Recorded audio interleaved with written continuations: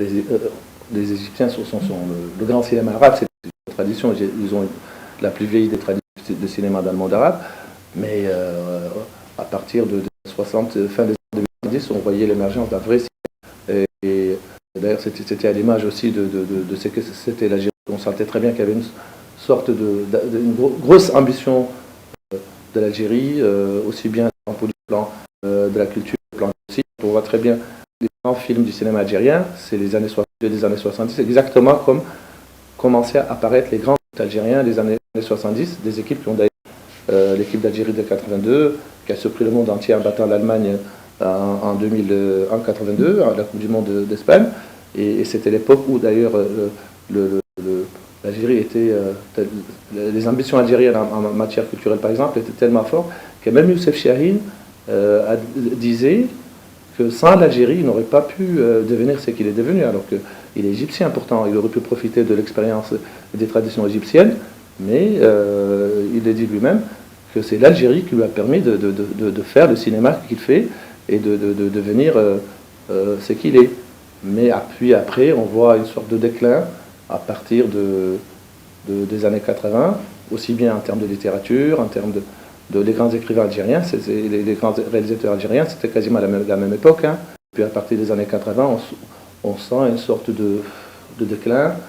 Il n'y a plus de grande créativité, on ne voit plus de grands films algériens, on ne voit plus de grands réalisateurs, on ne voit plus de grandes pièces de théâtre, ni de grands auteurs de romans. Il y a une sorte de déclin à partir surtout de la deuxième moitié des années 80. On sent une sorte aujourd'hui, on a l'impression.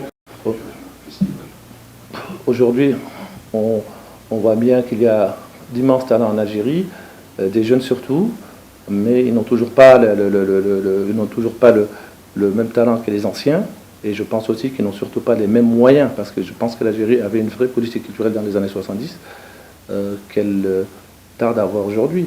Il y a une question de moyens. Quand on voit des pays comme le Maroc, ces 15 dernières années, développe une vraie politique culturelle.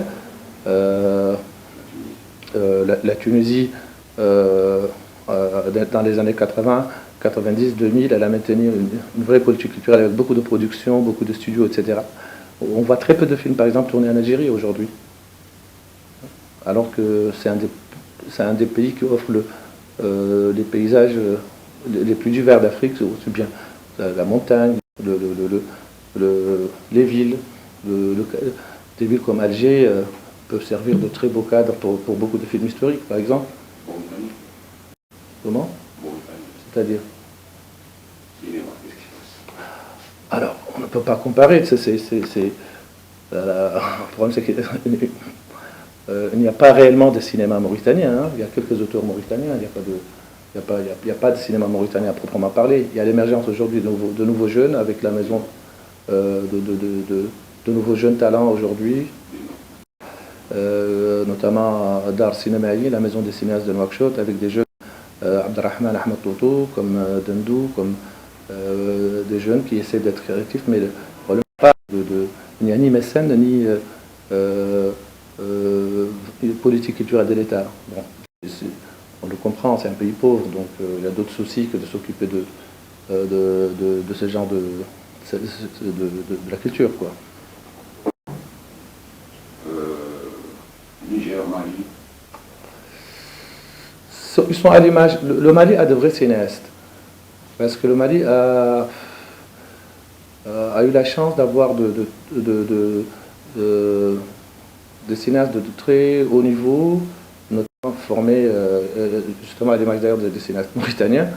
Les Mauritaniens ont de très bons cinéastes, formés notamment à l'école russe. Mais le problème, c'est que ce sont des pays qui malheureusement n'ont pas d'abord une manque d'infrastructures géographiques. Aujourd'hui, je donne un exemple à Mauritanie. Je me souviens que quand j'étais petit, Nouakchott était une petite ville où il y avait, je peux compter les salles de cinéma, El Mouna, Aziz, Sahara, Lansar, El Feth, Saada, Maston.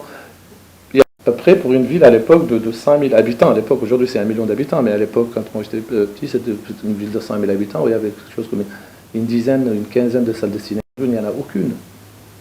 Il n'y a aucune salle de cinéma aujourd'hui en Mauritanie. Au Mali, au Mali, il n'y a aucune salle de cinéma. Même le Sénégal, qui a hérité de beaucoup de salles de cinéma héritées de l'époque coloniale, au Sénégal, une ville comme Dakar n'a plus aucun cinéma aujourd'hui. Les seules salles de cinéma qui existent encore, en Afrique, on les trouve au Maghreb. Mais il y a l'Algérie qui avait 400 salles dans les années 60, on n'a plus que quelques internationales. Malheureusement, il y a une sorte de, je pense qu'il y a aussi la concurrence il y a une sorte de médiocrité intellectuelle qui s'est installée un peu partout, ces 30 dernières années, un peu partout sur le continent africain. On n'encourage plus la culture. Et puis, il y a aussi cette concurrence des réseaux sociaux, Internet, etc.